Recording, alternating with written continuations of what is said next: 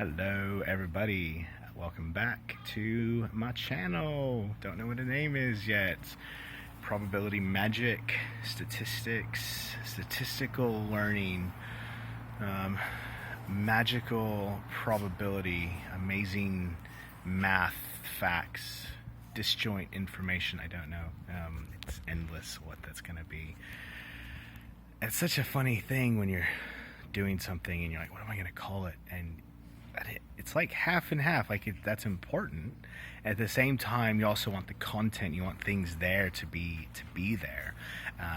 And then I've never been somebody that's so like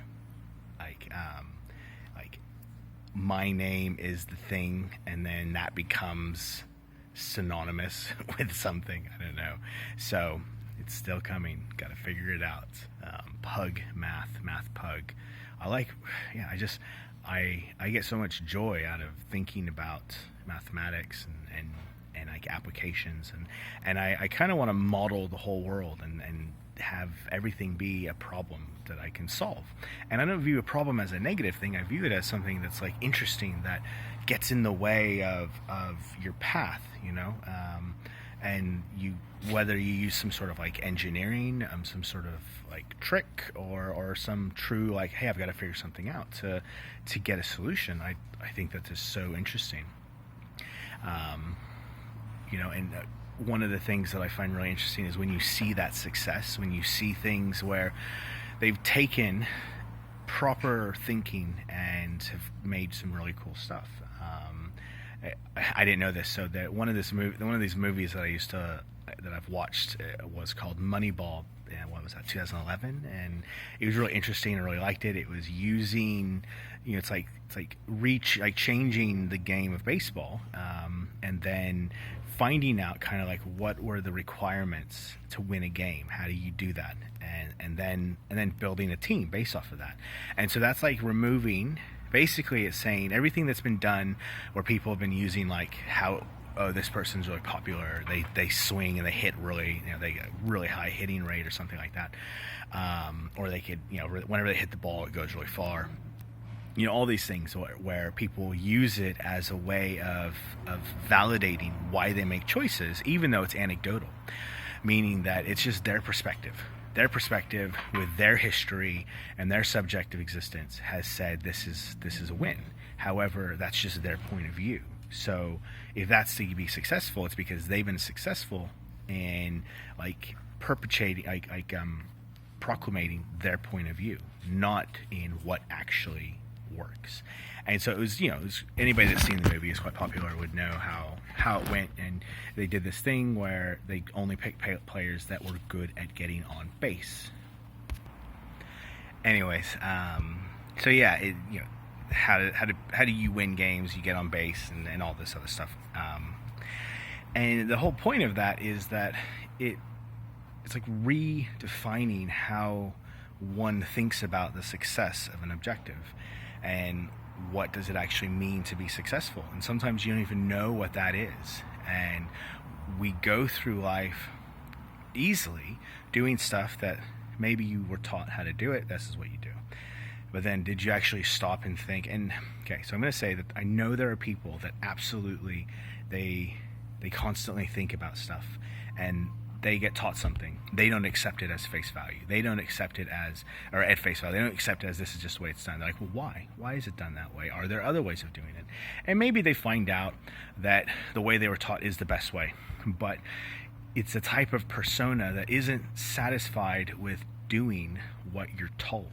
There's an inherent rebellion, like revolutionary in them, and sometimes they could be misplaced, and that could be quite a struggle in life, because they're like, I can see that there's something more in life, something that is more than just what I'm seeing, and it's so hard to find what that is.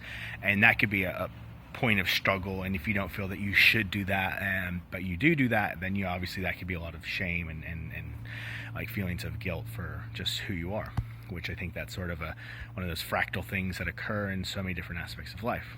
But so I know there are people that they learn something that, no, let's change it. Let's figure out why this is being done that way, and let's optimize it.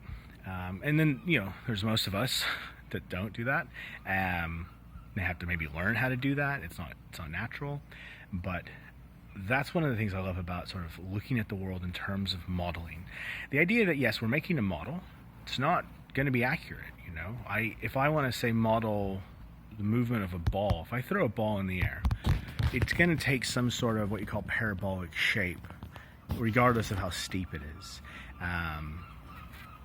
But I can't just throw a ball up, and let's say I'm saying distance below me from me to just anywhere, that's going to be x. I can't just say that's x. The ball is going to follow negative x squared, and you kind of figure out where the graph is based off of your position, and you work it out. That's still not going to be exactly where the ball lands, because there's air resistance, there's wind. What's the gravity where you are? The ball, does it have anything that gets in the way? But you can say, okay, x squared, negative x squared, that's going to be the path of the ball. That means that over time, because it's going to take time to pass that distance, it's going to have some sort of representation of every instance of time. It's going to have some expression. And that, thinking about how things move and evolve in time, like, for example, how fast is something going? Well, you've got distance, but then you think, well, how much time did it take to go in that distance? Well, that's meters per second, or feet per second, or miles per hour. That gets into velocity. And interestingly, in mathematics, when you think about the difference, what is the distinction between difference to velocity? It's time.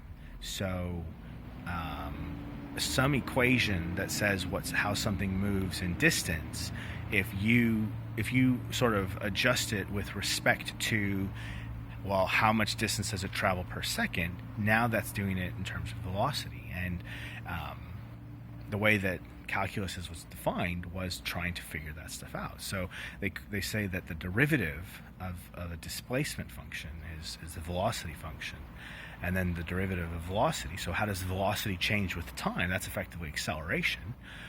That's another derivative. And so those things are used to model the movement of objects.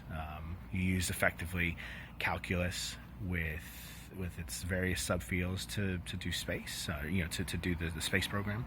And these are all models, and they're not all right, because they're not capturing every bit of information from every particle, or every subatomic particle that's working on the atomic field, but it still gives you like an idea and approximation. I really like that, and I like when you sort of see that in the media, or things that just uncover the truths. And I think that's what drives me to stay in math. I'm 38. I have family that you make money, you pay, and you support and all that stuff. So there's this element to be like, cool, you got a job, just do it, But I'm really interested in continuing to do mathematics. It's my goal to be an expert, to be working in real problems that solve working at solving real problems with real models, and finding, okay, it's an approximation, but is it a good approximation, and being able to determine that level of uncertainty. That's a real big goal of mine, to see if you can make life better through that. And even if you can't, I still have immense joy in figuring out a problem. And I think this is true in anything you do. If you do anything and you come up with a problem, or if you find a problem that you can't solve, and maybe nobody else can solve it with you, and maybe it's already solved, but you don't know how to do it, so you've got to figure it out. There is a level of pain that you must undergo to hit this wall. If you can't solve something, it's because it's beyond you at the moment, and it's like hitting a wall, and it hurts to knock your head against the wall. But when you stick with it, you persist. Oh, it's amazing. It feels so good. I've always said that like solving problems is addictive, because when you figure something out that you didn't know how to do, you've just sort of like, boom, light bulb. You've expanded your mind, and that's an addiction, that I think I'll happily have. And I just want to just talk about some of my motivations. for what interests me and why I do that. So I do research in machine learning. I use Julia programming language. I use R if I have to. I used to love it, and I still love it, but I like Julia more. So I work with data frames, which is like tables. You've got to, if you look at a CSV, some sort of table of data, you got a column. It's something. It's got labels. I work on very complex data sets that sometimes deal with biological situations, chemistry situations. Financial aspects are really interesting to me. In my mathematical modeling, I focus on bacteria, modeling bacteria, and focusing on specific things about bacteria secretion systems and how they navigate, and whether that's a chemical reaction that you want to model, or you want to try and model it more physically. And a lot of that is done with a mixture of thinking about the mathematics. How do you derive a certain thing, and then also how do you implement it? How do you simulate it to see if your idea was right, and then is your simulation right? So those are some of the things that I do, and I really enjoy doing it. I just want to say all those things, and if you like listening to me, totally love it. I try and do a lot of math, whether it's talking about math. Some of my favorite things in math, there's a book called The Theorem That Wouldn't Die. It's about Bayes' theorem. Excellent history of Bayes. Have a look at it. It's a way to just get, learning about the history of the people that do the mathematics helps you be like enthused, because you learn about these people that they live their life according to this thing or for this thing. And it's awesome. 5 Equations That Changed the World. Love it. First book, one of the first books I read in like a sitting. I just absolutely great. Leonard Mlodinow does a lot of really good books. He has one called Feynman's Rainbow, Euclid's Window, A Drunkard's Walk. They're all great books, and they're all around math, but then they also include the history, the people that was in it, because it's humans that are doing it. Anyways, all great stuff. If you love this, I think I'll talk about some of my favorite math books, go through some of them, do like a page by page type of thing. Hit like, subscribe, and notifications, and yeah, you'll see me soon. All right, bye.